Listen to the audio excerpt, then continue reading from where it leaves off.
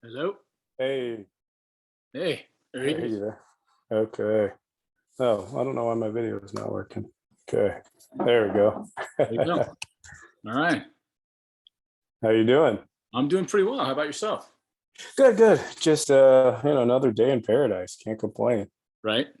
Yeah. There's a Oh, lot. I'm very thankful to live in Southern California. I you was. know, it. I agree, 100%. Like I've lived other places, and I know our gas is $5, and the housing market is absolutely ridiculous. But it's I've lived Oklahoma, lived in Wisconsin, and I just, man, I'll take it. People, oh, move to Phoenix. I'm like, it's not worth it. Like, I don't want 120 degrees in the summer. Like, Yeah. if I live in Phoenix, every time I lived outside of the state, all I could do was be like, oh, I can't wait to get back. Right. So Awesome. Well, hey, let me give an official raise the bar welcome to Jeremy Fischer. He's been very gracious and given us our time here on Raise the Bar. I'm your host, Troy Haynes. We're trying to grow this podcast into something that will benefit both young jumpers, coaches, anybody who's interested in learning how to jump higher, farther, faster. And I was led by many people to get in touch with Jeremy. My good friend Doug Nordquist was the one who threw your name out at me, amongst others. And I just recently was like, what would be another good podcast guest? Because we're going through a run of Olympic trial high jumpers right now between Doug and Leo back in '84. And then more recently, Jumpman Westner and who else do we got?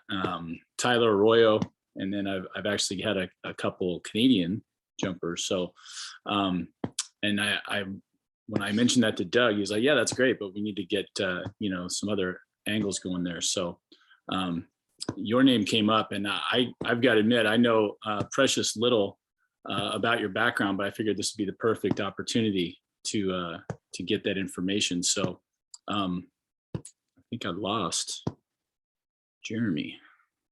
Lost him. See if he calls back. You can always edit this out later.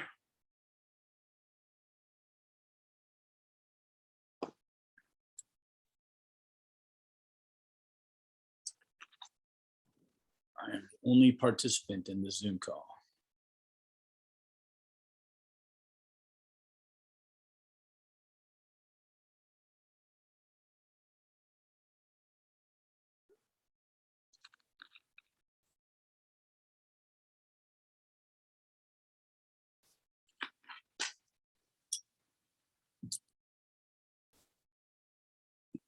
All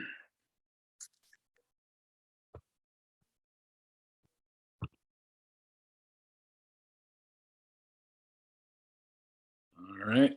I There he is. apologize. Yeah, I'm just gonna keep my video off because it seems like I swear to God, I pay for extra strong internet, and from like 6 o'clock till 10 o'clock, my internet is Right. questionable at best, and I'm just like, I keep telling myself I'm gonna cancel AT&T, and I Yeah. don't, but it's crazy. Like, I don't understand how, basically, I have an athlete staying with me, but I basically live by myself, and the internet never works between those I don't hours. know what it is either. I do the same thing with, you hear T-Mobile is like, oh, we got 5G now. We're better than Verizon. It's like, there's so many places I don't get coverage, and Oh yeah. it's just a nightmare. But Yeah, I'm just gonna keep my screen up, my video off. Maybe no, that'll no, help with it and that's stuff. the So, perfect thing. Especially this podcast has been all, audio anyways. okay, perfect. Perfect. But I was doing the send up. I can edit it out anyway.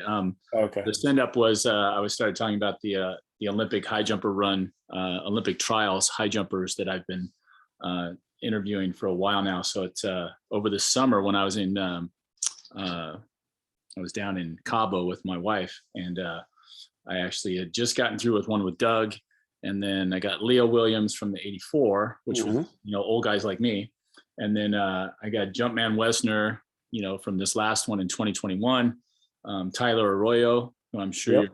familiar Yep. with, Hmm. and then who else did I get in there? I got Paul Gallus from up in Canada, Okay. So a wide spread, and I've got a couple gals that are ready to come on. Barbara Bachaka from Canada, who jumped in the 2016 Olympic trials up in Canada. And then also just last year, Chinyenye from Azusa Pacific. Okay. And she qualified this last year. So she's going to follow you. I had her slated for earlier this week, but she had something come up. So, but those are all Olympic high jumpers. And then, like I said, Doug, steered me towards you and said you'd be a great to talk to. And I was like, I know I've heard that name. I think I'm following him, and I keep hearing it come up, with the trainings and everything. So I'm just going to cut you loose for a while. And I want to, talk about what you have going on down there, and, what your dreams and everything else. I don't even know your personal, history. Why don't you tell us where you started your jumping career, high school and college, and all that stuff? Okay, yeah. Well, I can follow in the line of high jumpers, even though my success more or less is the triple and long, and that's where I've had all my medalists and stuff. But I was a 7'4" high school high jumper from Camarillo, California. Went to Camarillo High School, was state champion, and I don't even want to tell you, but 1994, #1 high jumper in the country, my senior year in high school. Went on a full scholarship to University of Wisconsin-Madison, stayed for grad school also. Jumped 7'6.5" and was second at US Indoors, and was my highest finish. And I think 7th at the trials in 2000. Okay. Just had a bad day. Literally, I should have, if I'd have just repeated what I did indoors, I would have made the Olympic team in 2000. And so, I was 22 and I was kind of a grad assistant, and I wasn't even supposed to do track. I was actually going to I wanted to go to med school, and just kind of fell in love with it in grad school, and went on the road of coaching, and kind of was very successful very early. And I think I obviously had some good teachers. My coach Mark Napier at Wisconsin, Ed Nutticum was the head coach, and then I went through the coaching education with USA Track and Field with Dan Path and Bush Exnader and Vern Gambetta and Clifford Velto. So, I mean, I had some great mentors. And then from that too, once I learned I was going to coach, I had a master's in nutrition. I was like, well, it's not really going to help me. So I got a master's in exercise phys and biomechanics.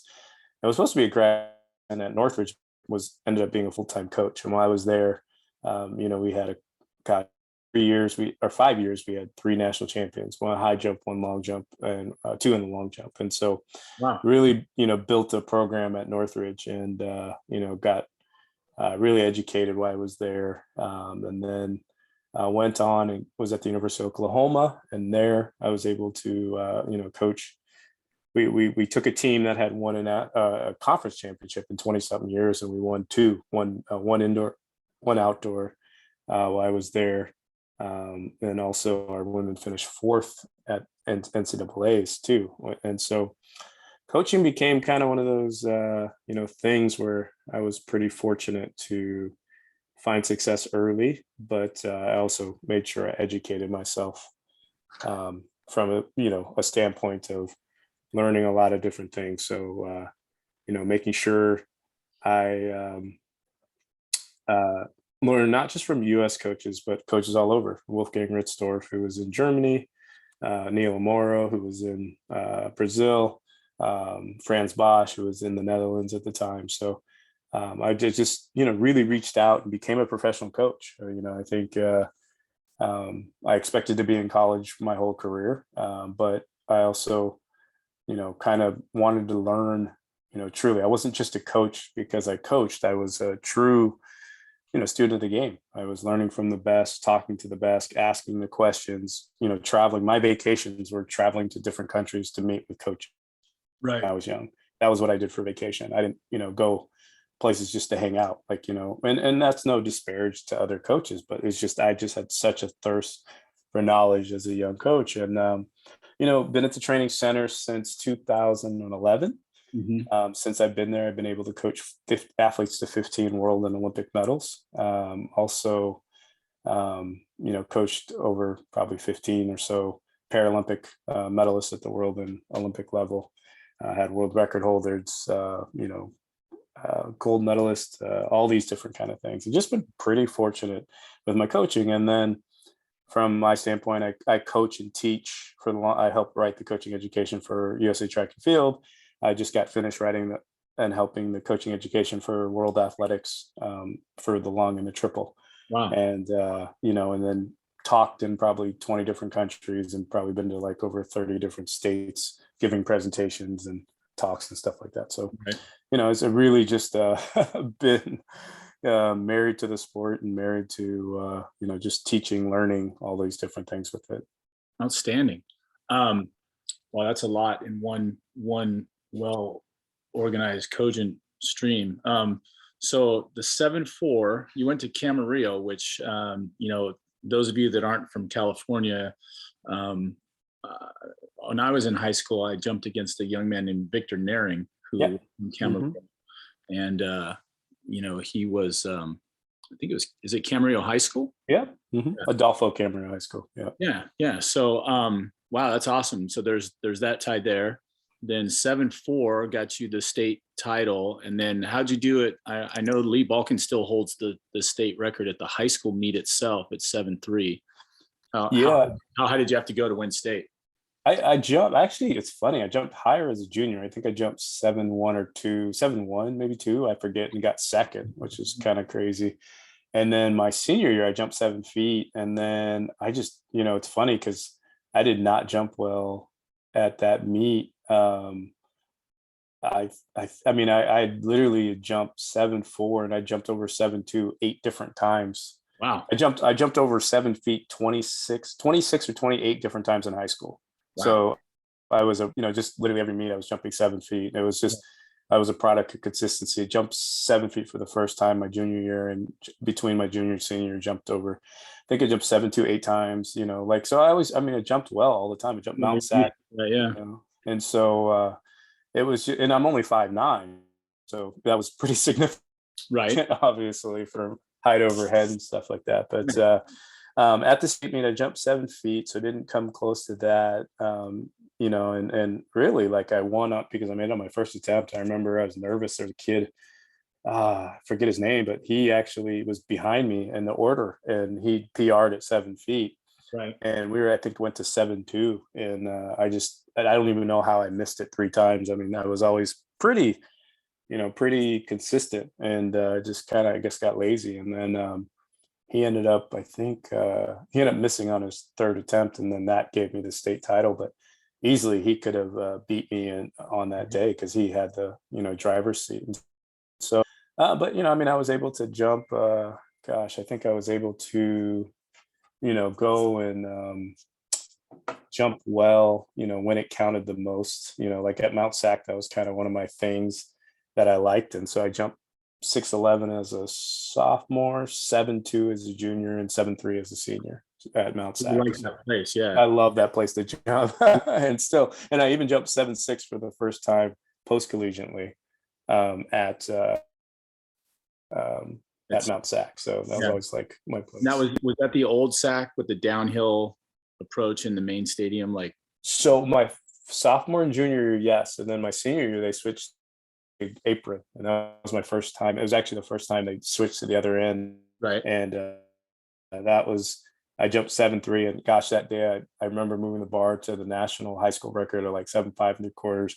And I remember, like, on my 2nd or 3rd attempt, like, we still were wondering, like, how the bar fell, because it was like stayed up there. I like landed on the mat, looked up, and it was still there, and then it trickled off. So no, I just love jumping at Mount Sac and stuff like that. So that's wild.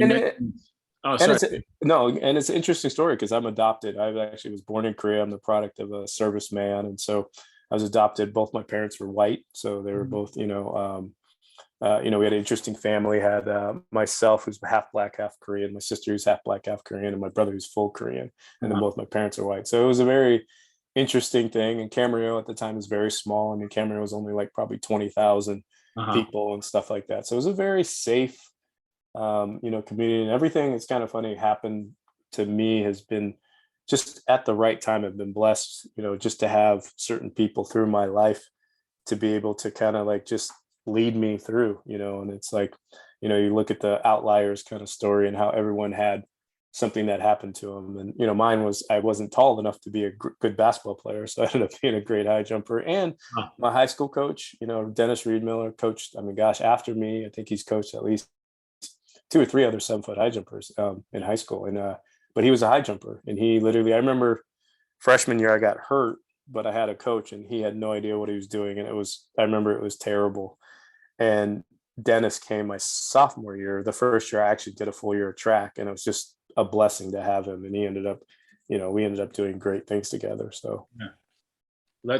It's funny you mentioned that, because just last week I was talking with Robert Atwater from Michigan. He went to Saginaw Valley State and jumped 7.2 in high school, and actually, no, I'm sorry, he jumped 7.2 his first year at Saginaw Valley State, and made it to the trials in 2016. So he was a state champ in high school in Michigan, and then did that. And then we were talking about how he said his home facilities were so awful that he basically PR'd every time he went anywhere else. And then I was like talking about how in high school, Lakewood High School for me was that place. It seemed like every time I went there, I loved it there. Yeah, it's funny to hear you on a much higher level talking about the same thing. So my other question along the high school history was, you have obviously coached at high levels, high jump and long and triple. Did you do the long and triple yourself also? In high school, I jumped 23 feet, 23.2, 23.10, something like that. I don't even remember anymore. But I jumped over 23 feet in high school, and I triple jumped. I didn't even know how far I triple jumped. I mean, it's so funny. One of my friends sent me a video, and it was god awful. As a triple jump coach, I'm embarrassed to see that I jump like that. And I think I jumped 45 something in high school, and literally we did it. I remember doing it at the conference or the league meets to score a point. Right. And I did it, at the league finals, and we had won league at Camarillo for the first time ever. And that was back in Marmonte. And when the Marmonte League had Thousand Oaks, which was just like, I mean, they were so good. I mean, they were just like year in, year out one. And, Right. even Marion transferred to Thousand Oaks, and we beat them my senior year. Like, and that was like huge. And, it was Thousand Oaks, Newberry Park, Simi Valley, Right. Royal, Channel Islands, Westlake, and Agora. And that was the league back then. I don't even know if what's in the Marmonte anymore. I don't even think Camarillo's in it, but and so it was huge to beat. And Agora was always great too, because they always had great distance runners. And I mean, Amy Skiras was right at my time, Ryan Wilson, people like that. And so so it was pretty special to win. And so I was like, any way I can help. And so they put me in the high, long, and triple. And I'd take a couple jumps in the high jump, take some in the long, take some in the triple, and try to run if I could. But it was nice to win that league kind of thing. And it was might have been the first and only time we'd won it in like 30 years. So Right. Wow, that's amazing. Did you make it to state in those other two events? yes, I actually pulled out of the long jump because I think I got runner up at CIF or one CIF. I think gosh, I'd have to look. But I know my senior year I'd either won it or got second. I don't remember.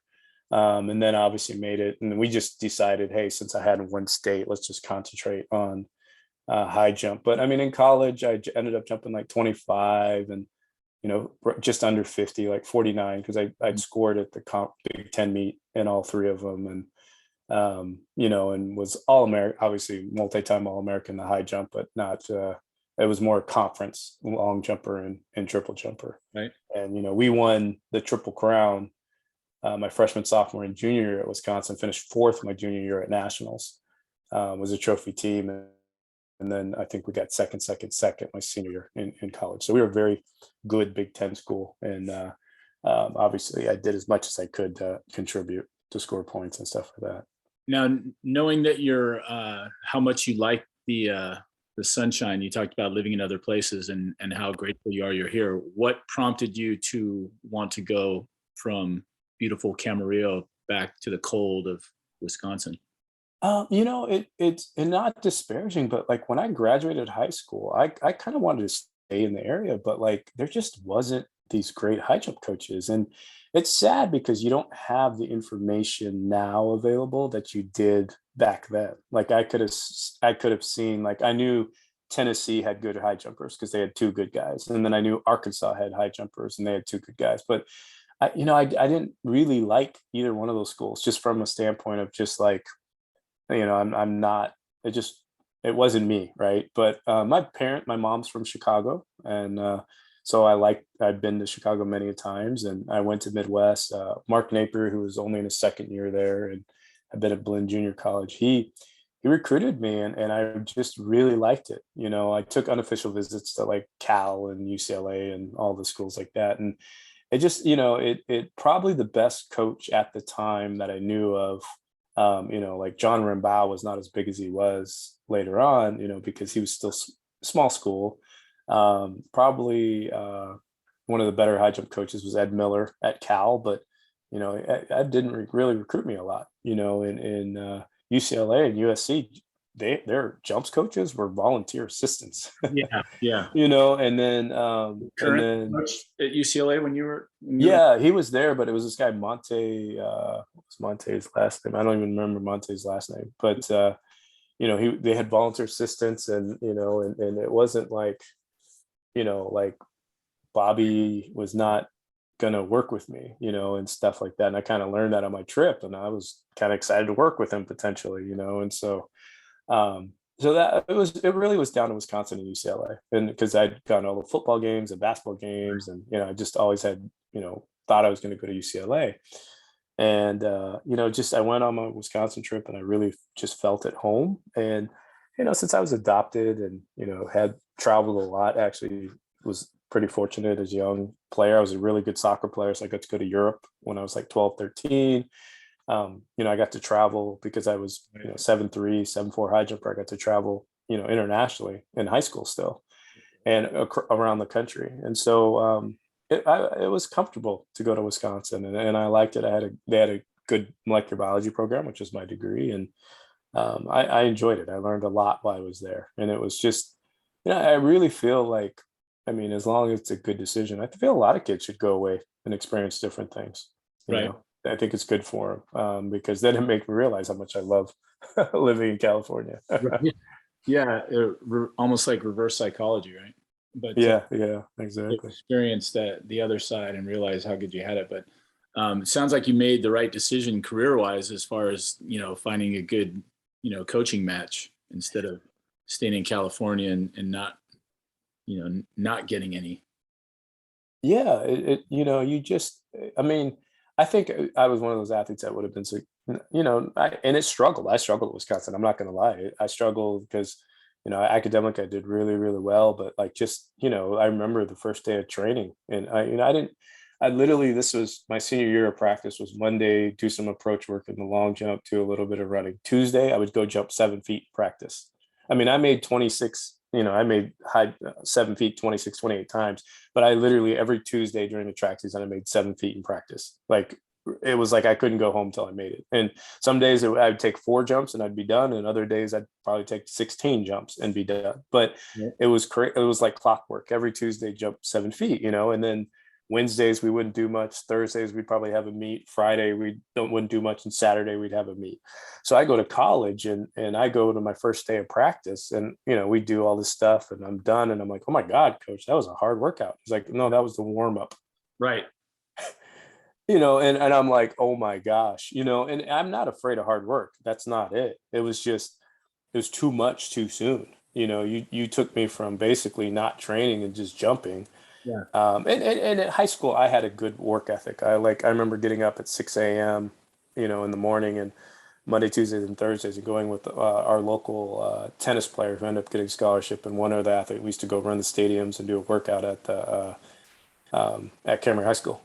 Right. And so like working wasn't hard. It was just the volume of work. It took me 2 years to get out of that hole. I didn't jump 7'4" again until I was a junior in college. Yeah.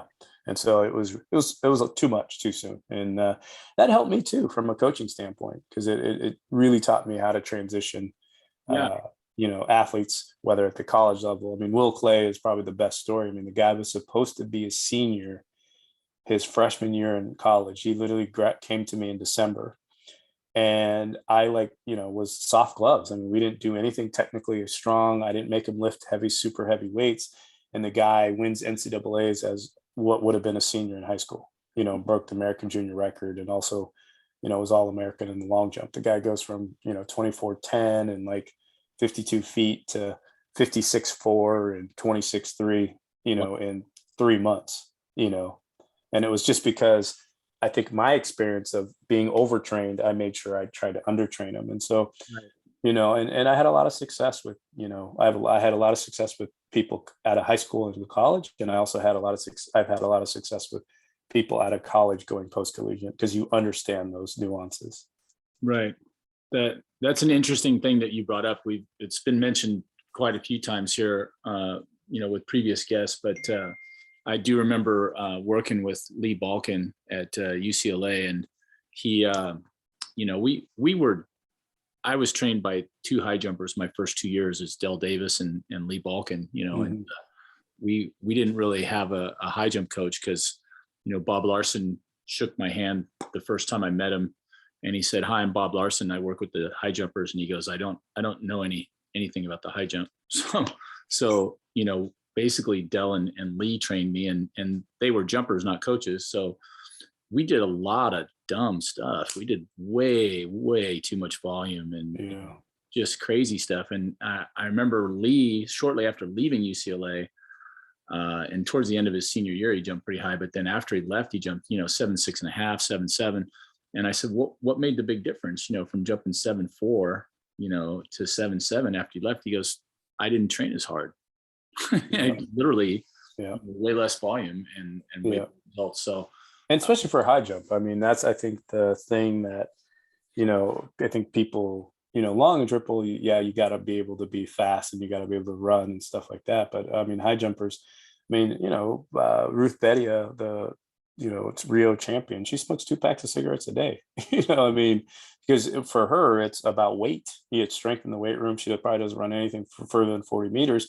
But for her, being 6'4", she needs to be 145 pounds. And so the only way she does that is appetite suppression and eating, smoking. And so, it really, as I've gotten older, I really realized that, like, these running into the wall, burying the people, I mean, it really is tendon strength, elastic strength, muscle stiffness. And that's probably more important than anything for a high jumper, and it shows. I mean, I was more consistent as a senior in high school than I ever was throughout my career after that, Right. And so that speaks volumes of how elastic energy and stuff like that, kind of can be more important, Yeah. Wow. That's that you brought that up. I remember in Patrick Sjöberg, from Sweden, in the '84 Olympics, came in second to Mogenberg. And when they interviewed him, he admitted to being like a 2 or 3 pack a day smoker, like you're talking about. And he said the reason that he did that was that if he hadn't, he would have been a shot putter instead of a high jump. He's a big guy. I mean, you look at those guys. I mean, everyone talks about what's Mutaz is special. Mutaz is special because he's 6'4" and he weighs 145 pounds. Right. I'm 5'9". I was 145. I mean, imagine me, like being stretched out, like 8 inches taller with the same weight and still having the same jumping ability. And that's why he, is able to jump what he does. And he's a good friend and he's a great guy. And I joke, and he says he's always hungry, because he's got to limit how much he eats, and so he can't wait till he's done, so where he can eat whatever he wants. That's a goal, right? I can retire so I can eat something. That's great. Exactly. And so like that's I work, probably one of the bigger guys I work with, and I work with Wu, who jumps for Korea, just set the national record. So he comes and trains with me for, he trained with me for the 6 months leading the Olympics, and he had unbelievable. And he was just out here for, 6 weeks, and then just went to Europe and got 236 and took the world lead. But, he was literally in doing his military training for 2 months after the Olympics. That's why he kind of disappeared. Right. And then he came back, and he's not in great shape right now. I mean, I can tell you he's not in great shape, and he jumped 236. And so I'm really excited to see what he's going to do this summer after he comes and trains with me for he'll go to World Indoors, and then after that we'll get a nice good 3-month training before World Outdoors, and I expect him to do something pretty amazing. Right. So I remember seeing his name, and I remember when I did the interview with Tyler Arroyo, he mentioned that name, and he said, he just profited tremendously from being down there and training with you guys and watching these guys that had, were on such a higher level than he was at the time. Mm-hmm. And, he went from he went from 220 to 227 or 228. No, I think he went 30, didn't he, or something? Did he, or 20, 28 or 29? But what is 5 3/4, 226? Okay, yeah, he went 28. Yeah, he went 28. 28, but then he took good jumps at 7 6.5. No, he did. I mean, I watched him. He was on fire. Every time he came to the center, I felt like he PR'd. Right. Right. Yeah, he talked that up quite a bit. That was another time that your name was mentioned, obviously. But then, he mentioned the young man from Korea. Now, what didn't he place in the Olympics? He finished 4th. Unfortunately, he just finished 3rd. He made 35, which is 7 8 3/4 on his first attempt, and or his second attempt or something. It was for first attempt, I think he was, and then he was tied actually for the lead, and then obviously Mutaz and Tamberi both jumped 37, and then the Maxim or whatever, the Belarus guy squeezed over on his 3rd. If Maxim would have missed that, then Wu would have been the bronze medalist. So he jumped 35, one of the highest places for 4th ever. And so, it's crazy. And so, it was just a few misses. I mean, Will missed the medal by 2 centimeters. First time in Olympics we've missed a medal in the triple. Wu missed the one by height. Brittany literally was leading the competition until the last jump. And so it was a very heartbreaking Olympics for me, because it was like we had, so many medals and so many things right in our grasp. And, we didn't perform our best. We did. It was just, that's sport. And that's why you show up, In the Olympics too, right? I mean, from what I usually, in my remembrance, the Olympics doesn't hold up to some of the better world championship years, but that men's high jump was one of the best ever. But yeah, you're right. I mean, usually the world championships are much better. I mean, I remember it was Moscow. It was like, I think Eric jumped 36 or 35 and finished like 5th or something like that. It was nuts. So, I mean, it was crazy. And but a lot of times, I mean, you go back to 12, I think 29 on your first attempt got a medal. Right. In 16, I think 29 on your first attempt got a medal. And then you go to this Olympics and you jump 35 and you get 4th. What did Javon Harrison jump? He jumped 32. He jumped 32, and that or 33. Yeah, he finished like 6th or 7th. Yeah, somebody highest anybody's ever jumped to get 7th. Yeah. It was just, I mean, it was just a crazy good competition, and it had so much energy. It was pretty exciting. So yeah, it was great for high jumping. I do wish, and you and I talked about this the other day, but I do wish that we had the same kind of rabid interest that only the Olympics seems to generate, around track and field here in the States on a yearly basis.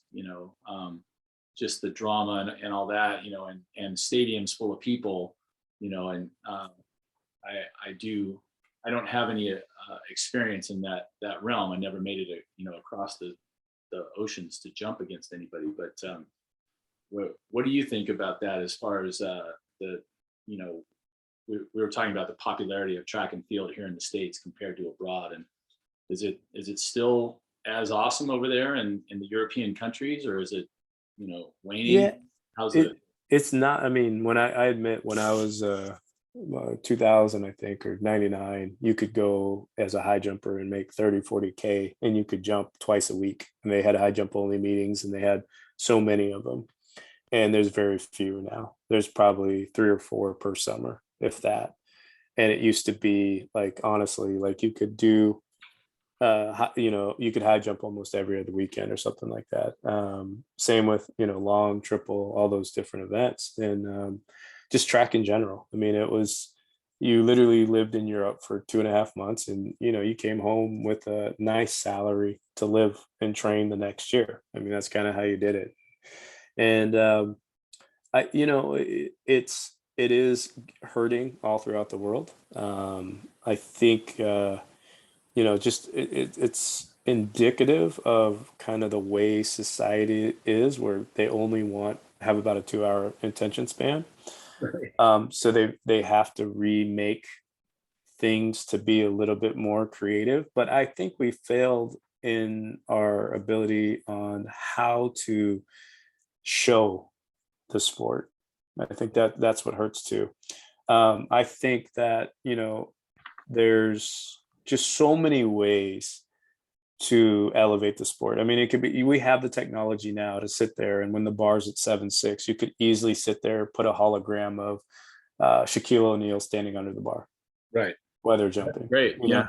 Like you could sit there and you could have a hologram of a limousine in front of the long jump and see that the athletes are jumping the length of the limousine. You Right. could, or a whale or something like that, or a Yeah. shark or something. You could you could sit there and you could have in the 100 now, put an average Joe in the 100, so you could see really how slow or how fast they're running. Right. Right. I mean, there's just so many creative ways in our sport to sit there and like you can put a hologram of a like, I don't know, like discus throwers are throwing 220 feet. So sit there and imagine, just do maybe a hologram on TV or in the meet where you're showing them, okay, yeah, they just threw the length of, I don't know, like a super train or something. I don't know. Like, I mean, it's for Yeah. other people to think about, like a shot put. Yeah.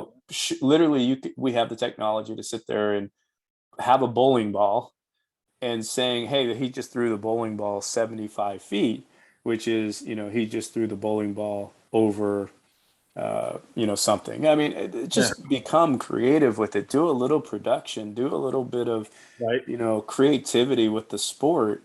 Yeah. And, it's funny, like when they had Mutaz and they had him like jumping over a basketball court, they had him jumping over all these things. And it became this hot meme on Instagram of him high jumping over different things. Or now they love, they like to put, they sat there and said with the one who's the fast kid from Kansas City, Mm. the wide receiver. I forget, I'm blanking on his name, but Oh, anyways, yeah. but they had him like where he would be if he raced Usain Bolt in the 200 or something like that, and things like that. And I know people in the sport complain about it, but if it brings everyday popular people to the sport, then do it. I mean, Yeah. unfortunately, in our world, there's people know the 100, they know the mile, and they know marathons, and so that's where all that people who get paid for those three events. And in the field events in the US, if you're not a medalist, you're probably not getting a sponsorship. Right. And I'm not, despair. It is the truth of the matter. I'm not, making up something. It really is the truth.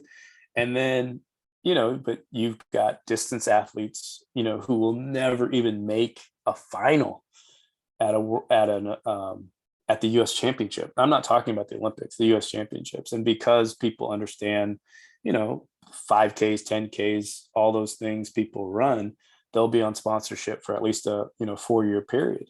And I'm not bitching about it. It's just the truth of what's happening. And so I think that you've got to get creative to expand the sport, make things smaller, shorter windows, Yeah. for people to really follow and highlight the different events. And that's the problem. I mean, we get, what do we get at the Olympic trials? We get the winners. They show us 3 jumps by the 3 athletes who made the Olympic team. That's it. Right. They don't show any of the drama that, oh, hey, this guy, I mean, in 2016, the men's long jump, in every round, a new person was on the team. And it was dramatic. It was one of the best long jump competitions I've ever seen. I mean, you had the winner jump 8:59. You had the second place jumper jump 8:58. You had the third place guy jump 8:40. The fourth 8:42. The fourth place guy jumped 8:42, and the third place guy beat the fourth place guy because the second best jump. And then you had 8:38, 8:37. I mean, it was Wow. absolutely ridiculous, and the depth was amazing. And they had the worst coverage ever. They basically showed 2 jumps, and that was it. And they didn't show, like, the whole stadium was paying attention to the men's long jump because it was just so exciting. Yeah. Well, we've had this discussion before on the podcast too, where I brought up the fact that, in 1986, my senior year at UCLA, Prime Ticket sent their first cameras to one of our meets, and they sent it to the Cal meet. And Okay. we were all excited, we're going to see ourselves on TV later. And that was a rude awakening, because all those cameras on each corner of the track and a 4-hour track meet and everything else. And they didn't show one field event that I remember: high jump, long jump, triple jump, none of it. They showed every lap of the men's 10,000, which, the announcers were bored trying to come up with something to talk about while they watched people run around in circles. And it really hasn't changed much, in all the years since. As I've watched it, I'm like, I'm a American fan of all kinds of things, and I've watched, from football and the Super Bowl to, a golf tournament. And if a golf tournament can have a camera on every hole, and as it's going on, go, hey, we're going to take you to the 14th tee right over here because Tiger Woods just smashed this ball 350 yards, and it went into the hole for a double eagle, and they show it to you. Yeah. And, then they say, let's cut over here. This guy just chipped in for birdie over here. And football is the same way. They give you great camera angles, and they're always mixing it up, and they're changing this and they're changing that. And, it's exactly what you're talking about. Track and field is a 3-ring circus of great activity going on. And there's a never ending stream. If you had that guy that's used to being in the truck at a football game, or being in, the broadcast booth at, the golf tournament, and the guy that says, hey, cue camera 3, we're cutting over here to this, okay, cue camera 4, the world record holder is getting ready to go. And, have somebody that knows what the heck they're doing and can put it together, you'd get a great show, because you have unending drama. And like you said, in the middle of all that, it'd be nice to just have someone go, okay, we're shutting down everything right now, and we're going to go over and watch this long jump competition because it's just stupid right now. And these guys are exactly out of the building, And that's the things they do. I mean, they should have had Ryan Krauser every round of his throws at the Olympic trials. I mean, you knew everyone knew he was going to break the world record. It was just like, you knew it, you just felt it, and he did it. And it's like they showed it, but like they literally should have, stop the 10,000. Who wants to, I mean, no offense, but like outside of distance runners, put the 10,000 up in the top corner. Yeah. And which I'm not being disrespectful to it. I'm saying you could put it up in the top corner, watch it, and still pan through, because that's what they do in Europe. They literally will have a 5K or 10K, and they'll literally put it up in the top of the corner. And then when the break happens, or whenever the exciting, the last 2 laps, when things happen, sure, they sit there and they go back to it, so you can watch it the whole entire time, or do a split screen or something like that. Yeah. And that here they just want to watch, the 10K and watch it and or show it, and it's like you can put other things during that time. They're running for 32 minutes on the women's side, 31 minutes on the women's side, 30 whatever at our US level, and about 27 at the men's level. You can literally show other events and show some of the leaders and say, hey, this person's made the team in this, and still not be disrespectful to the 5 and 10K, and have them up in the top of the corner, as you're watching it and stuff like that. But the production value is just poor in the US. I mean, the Europeans know how to do it. And we just don't take the time, and we don't want to do it for whatever. Because, I mean, I know there's people in track who tell people this is the way we should do it, but it's just not how they do the production. I mean, you watch the Olympics, and it's like they have these great stories, but they don't really show a lot of the events. I mean, it's like, hey, yeah, by the way, we showed this person getting the silver medal. That's it. And I'm like, yeah, so. It would be great to see. I always complain, and I'm sure I drive my wife crazy, and I drive anybody else crazy that's listening to me. But I'm like, as much as I love it here in the US, I want to see, first of all, I'd like to see everybody, like you said, in in the high jump. And then it's like, I would like to see and have it explained to people that don't know the intricacies of, passing at certain heights. And, I've been watching for years now, and I'm like, okay, the bar seems to start at 215, 220, 225, and then it starts moving up slower, so you can go in 5 centimeter increments, which I remember from college. And then all of a sudden it's going 4, and then it's 3, and then it's 2. And it's like, and I remember watching that going, well, you can't jump every one of these, I mean, you could, but who wants to? And if you're going to, you're on top of your game, you're definitely not going to do that. And it's interesting to see, one guy decides to jump to 35, and maybe if they're really on top of their stuff and they know they're good, they might pass 237, and wait for the bar to go up to, and if you understand that and you're watching that, that's really dramatic. Here, you and I came up in the same system at the high school level. Now you jumped a lot higher in high school, and you may not have had, as many people pushing you. Like you said, you got to the one state meet and one guy went 7 feet. And like, but when everything goes up 2 inches at a time, there's very little drama. You either jump the other person or whatever. But I remember thinking a while back, I go, it'd be a lot more interesting to go ahead and just say, well, let's go up 3 centimeters at a time, and then get people going on alternate ones, where it'd be like, you don't have to jump the same height as anybody else. And nobody expects you to jump every 3 centimeters because you don't have that many jumps in you, Yeah.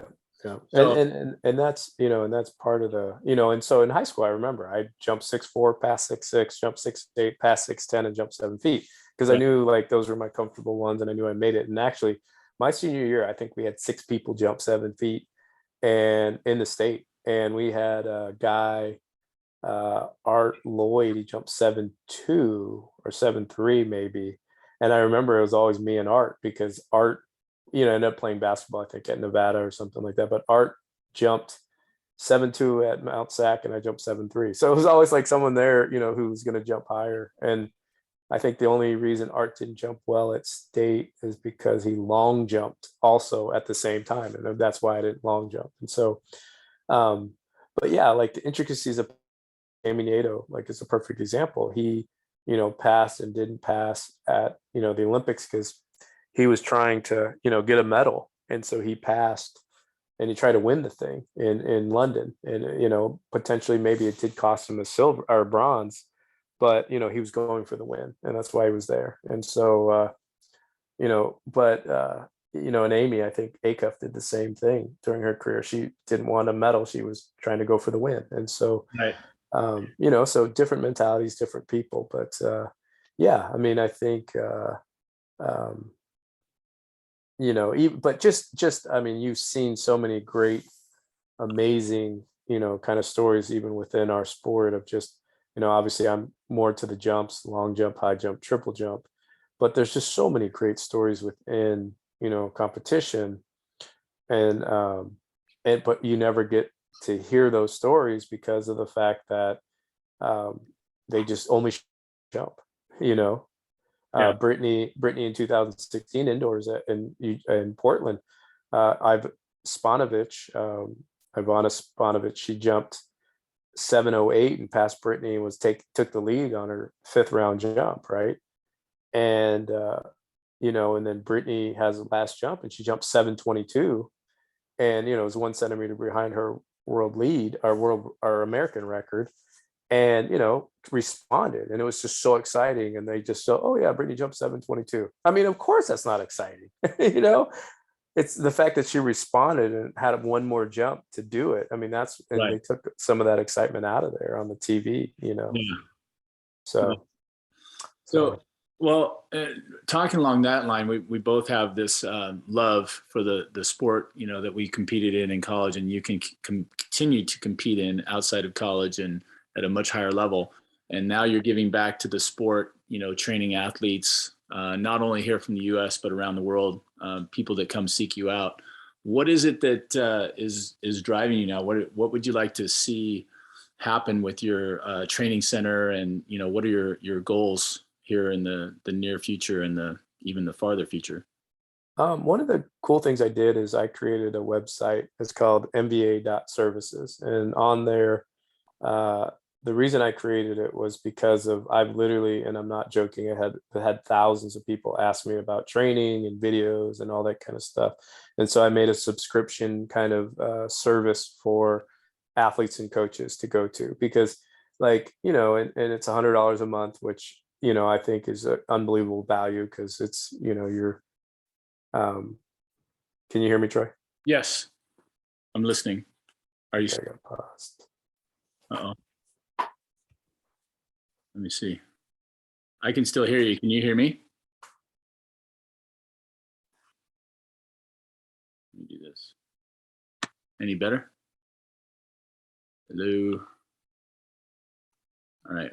We're having small technical difficulties listening to Jeremy. Let me see. Hello? Okay, sorry. Yeah, I think it's with our internets or Yeah, can you hear me? I was looking up your site. Right. Oh, okay. Said that, Probably so too much bandwidth. Yeah. that's what I just thought. So I shut it off. So, Yeah. but I do have it, MVA Okay. services. So I'm gonna look that up. But go ahead. Yeah, and so, and with the MBA services, it was to really, like, I've wrote coaching education, like I said, for USA Track and Field, and I did it for World Athletics, and it was just to share my own. It's got 20 years of videos and workouts and training design, training things. I write weekly workouts for people if they want to follow that way, whether it's coaches or athletes. I've written training for schools for their whole team for the whole year, things like that. But it literally follows and trains people from elite level to high school level and allows them to kind of follow workouts, training, all these different kind of things. And it was long overdue, and it was kind of a one-stop shop to have those thousands of videos and stuff. And the cool thing is, the thing I'm really trying to push too is the community board where people can go on and talk. It's free and sign up. And I usually post twice a week stuff so people can see, like, once we're done, I'll post some stuff tonight about the community board. And it really is a way, to just get the information out there because there's a need. I mean, there's, like I said, there's 5 or 6 million people do track and field in high school. And there's thousands and thousands, tens of thousands of high schools and middle schools and everything that are doing track. And there's just information that needed to be out there. So I created that. And so that, that's my way of starting. I've got international people, obviously national people, to talk about the sport, to get involved in the sport, to get engaged. Eventually, hopefully one day it grows big enough to where then we can start to do some philanthropic stuff. That's my big goal, is to do free clinics with, Olympic athletes all over the US and all over the world. Mm-hmm. And so that's the growth of it eventually from a, different kind of standpoint. After the season's over, I'm going to do some stuff for the State Department where we're going to go to Algeria, and then we're going to go to Egypt, and we're going to, do some stuff, hopefully start to outsource and start to do stuff potentially with some, places in Africa and Central America. And then the big thing is to start obviously with inner city too, because the great thing about track, and it and I know it, is there's no, besides the pole vault, there's no monetary limitation to do track. Right. I mean, the fortunate thing about the US is there's tracks all over, and most high schools have it, whether it's a dirt track or whatever. And you can run, you can sprint, you can jump. And, and that's the great thing about getting it to different places, is at least giving them the foundation so that they can have a good base on how to do that. Because jumping literally took me from, and, I wasn't adopted because I was a great jumper, but I mean, I look at it from a standpoint. I was an orphanage in Korea to, being, in my best, greatest job in the entire world and getting paid to do something I love and spreading the word of it. So that, that's my love. And that's kind of just personally to me, that's my stuff for MVA services. Now for the training center, it really is, it's kind of sad as we've gone, because I've been at the training center for 11 years, and this will be the last year USATF and the USOPC sponsor the training center as it is right now. And it's sad because you look at the standpoint of field events. There just isn't field event groups. There's a throws group in Arizona I know of. There's a throws group in Georgia. There's a jumps group in Georgia, and outside of that, everybody jumps with their colleges. I mean, there's some high school groups and stuff like that. I know a couple coaches who do online stuff, but there's really not a warm weather jumps place. I mean, there's 10 different sprint places. There's probably 15 to 20 distance enclaves. And the field events, just unfortunately, there isn't a lot of places for them. And if you look at the training center and the stuff we've done even since I've been there, we had a couple medals there, and now we have over 25 medals that have been produced from 2011 to 2022. And, we expect to get some more this year. World record holder Ryan Krauser, he, was a great fit for him from the time he graduated college till he got to, where he's at. Joe Kovacs, Darrell Hill, what's her name? Raven Saunders. I'm talking all about Olympic medalists, world record holders. Right. And then all the athletes we had at the center, which we had like 11 or 12 make the team and stuff like that. We had 5 medals in Rio. We had 3 in London, and we had 1 in Tokyo. And so that's average of 3 medals per championship out of a training center that really financially was not that expensive to run. I mean, if you're getting return on investment and direct athlete funding, the training center probably was one of the best places in the world. And you had, high jumpers, Eric Kennard always would come out and train at the training center. Brigida Barrett trained at the training center with me for a while. Wu trains out with me at the training center. But I mean, not Bondarchuk.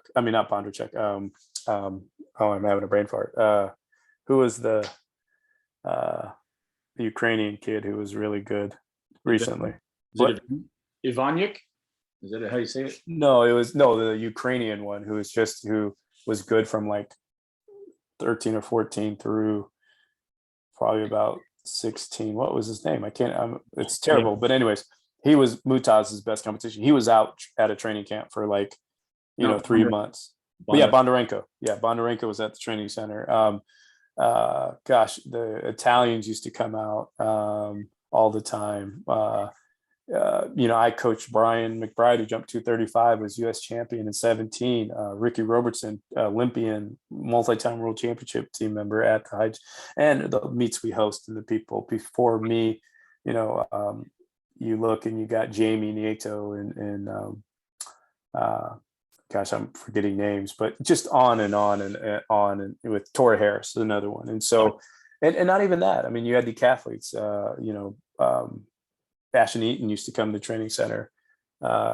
It was a great source for a lot of people. And it's sad that, we don't know what it's going to be moving forward. And that hurts nobody else. It hurts the field events immensely.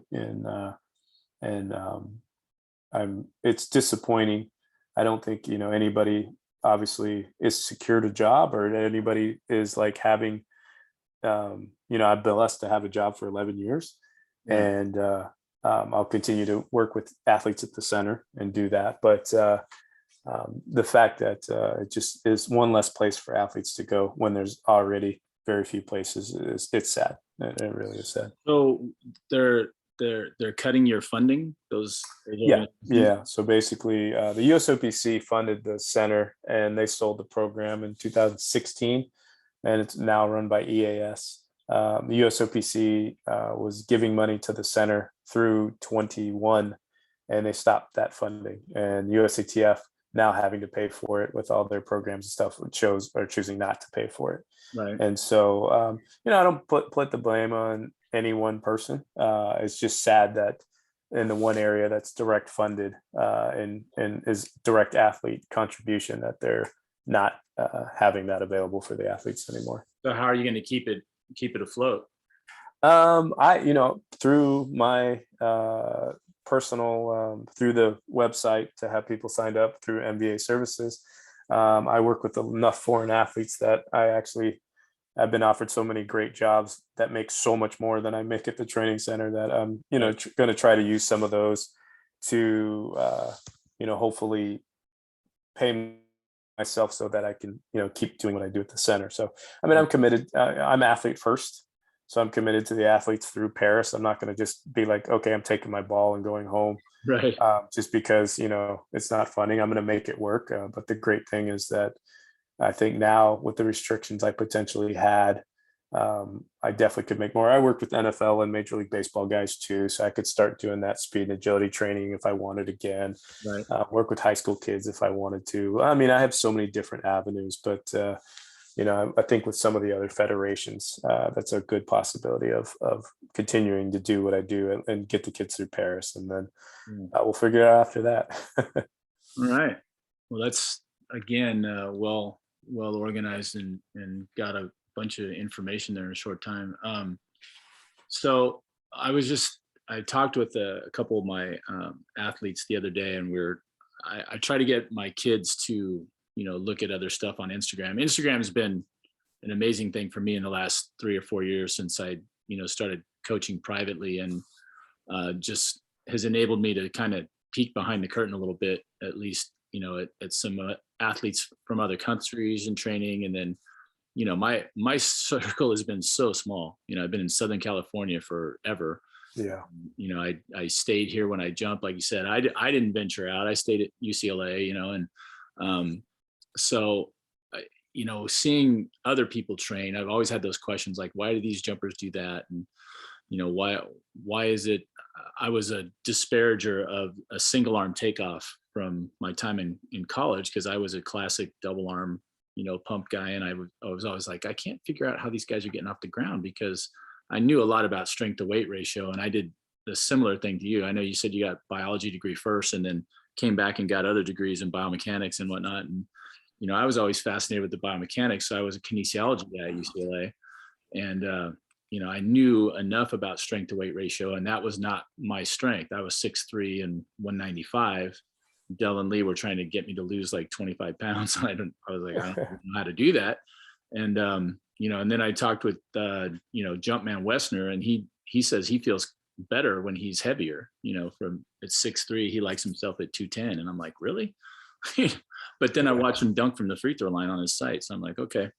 But, knowing looking behind the curtain and seeing these other training, from around the world, I have that same hunger and thirst, that you're talking about. And I feel like a little beginner, have all this stuff. It's like, yeah, so many things, to learn. And so I really appreciate your sharing all that information. I'm going to look at the MBA site, and I would love to get down there to see you in action. Yeah, anytime, please let me know. Is there a meet coming up? I have a young lady that's coming down from Canada to train with me, okay. Barbara Bachaka, and she had mentioned, something about getting down there. And then I was like, because I know Tyler, said he jumped it. I don't know if it was just quasi meets that you guys held there, or do you guys actually? No. They're real meets. I mean, they're certified meets. We had hosted 6 meets last year, because basically none of the colleges would let us into meets. Right. And so we hosted one big high performance meet that was like, they won money and stuff like that. And that was a Journey to Gold meet. But we hosted like 5 other meets, basically, because the only meet we could get into was Azusa Pacific for any post-collegiate athlete, any, Paralympic athlete or something like that. So there was just a need. I mean, usually, we can go to Mount Sac, we can go to Long Beach, we can go to UCLA, all those meets, but because of COVID protocols, they would not let anybody not in college in. Right. And so now that we know obviously a lot more about it, we can do more with it. But this year we're definitely hosting a lot less, because we don't need to, because there's not that much of a need. But I'm looking at the schedule, and I'm looking even for post collegiates. There's nothing available for them once college is done. So what do the athletes do? Right. From Oxy is the last meet that I know of, on the 9th of, I think, or 8th or 9th of May, where post-collegiate athletes could jump. And if you've been to Oxy, it's it's pretty good coverage, but there's 3 or 4 steps are on the grass. Yes. Where ours is a big D and everything, the way it should be. But we'll probably end up hosting a meet in mid-May, and then we'll probably host one at the first week in June, and that'll be, and that'll be it, and that'll be 2 weeks before US championships. And Right. more because the athletes, I hate the meets. I hate them. I mean, I have to get all the officials. I have to get all the volunteers. Yes. We do not have the bandwidth to host the meet. So I'm moving hurdles. I'm, setting things up, and literally from Wednesday night until the meet on Saturday, I'm at my office till midnight doing entries and getting officials, getting their hotels, getting all that stuff. Yeah. And, answering every email under the sun about the meet and all the COVID protocol. And I miss some of my athletes performing because I'm just doing all this stuff for the meet, and I hate them. But, when at the end of the day, the bigger picture is there's a need. And I, as a person who loves the sport, I'm going to make that need. And, it is disheartening because sometimes you've got like 8, last year there was like 12 to 15 jumpers, right, on the men's side. And then on the women's side, you'd have 4, Yeah. And you're just like, well, like everybody keeps saying, oh, I don't have competition. I don't have a meet. I put on a meet and they don't come, and it's just like, it's so disheartening and stuff. And so, I do it because of the greater good of the sport, and they're needing, opportunities. Yeah. That's what it is. And Doug's come down, and he's helped, seen at the meets, and he's been at the meets and stuff like that. And it was a great help and stuff. But we, we're definitely, this year we'll have a lot less meets. Yeah. Well, Jeremy, I really appreciate your time, and I would keep talking to you for hours, and hopefully we can do this again. Just on the aside, if there's anything my small mind can do, I'd be happy to get down there and pitch in. My schedule is as maybe as hectic, just because I'm still a school teacher at a high school, and then I'm coaching after work at Vanguard, and then I'm still trying to run my private business on the side. So I don't have a lot of holes. No, I totally understand I would that. love to get down there, and I have about 4 million questions. So I will. Well, in any time, like the great thing is because of officials and not having the ability to get officials because of high school and all that stuff, all our meets are on Sundays. So I know that's probably not a thing you want to do on your day off, the one day you do get per week, but we'd love to obviously have you down. And that's the reason I do it on Sundays, is because I can't get officials and I can't get timing if I don't do the meet on Sundays. And I've learned that from years of hosting the meets. And, and really it's not, it doesn't throw off the schedules of the post-collegiate or the para athletes and stuff. And it's cool because you got para athletes competing against masters athletes who compete against junior athletes who are competing against Olympians, and it's a fun environment, and it's enjoy it. Awesome. Well, if you can, please send me any information. If I can dig for it and find it on the MBA site, I'd be happy to do that too. But for sure, that would definitely be of interest, because Sundays are just some of the days that, like you said, I have put aside as a possibility to do things on day. It's the one day we do get if we're actually here, which is kind of nice. I hear you. So. All right, sir. Well, again, ladies and gentlemen that are listening, my 50 subscribers or 60 subscribers, I'm trying to drive this up, but I still. Well, hopefully, I mean, I have 13. I'm going to repost. I have 13,700 or so on Instagram and whatever on MBA, and I'll definitely repost this. You please send me the link so I can get it out to people. I know some people like to hear it. It'll be neat because I don't really do this where I talk about the sport and talk about things that aren't usually when I'm on a podcast and talking about training specificity and why we do certain things and stuff, which is cool. But there's probably 25 or 50 of those things out there. It's kind of cool to hear some of the the love of the sport and those kind of things. So thanks for having me. Definitely. Oh yeah. Well, thank you for joining us. That was Jeremy Fischer here on Raise the Bar. He's been incredibly gracious with his time and did a very good send up on both his own jump history and then his coaching, which has been phenomenal. And, looking to the future, both with his training center and his MVA learning online, just a tremendous resource for young athletes out there. If you're listening and you've been having questions, it sounds like Jeremy has already got everything lined up for you if you want to take the time to go look. So count me as one of those. I'll definitely be delving into that. And again, thank you for your time and your love of the sport, and your giving back to the high jump and long jump and triple jump and everything community here in the U.S. and reaching out around the world. It's a pretty amazing, the scope of what's going on. So best of luck. God bless, and we'll stay in touch, Jeremy. For sure. Cheers. Thank you. Thanks.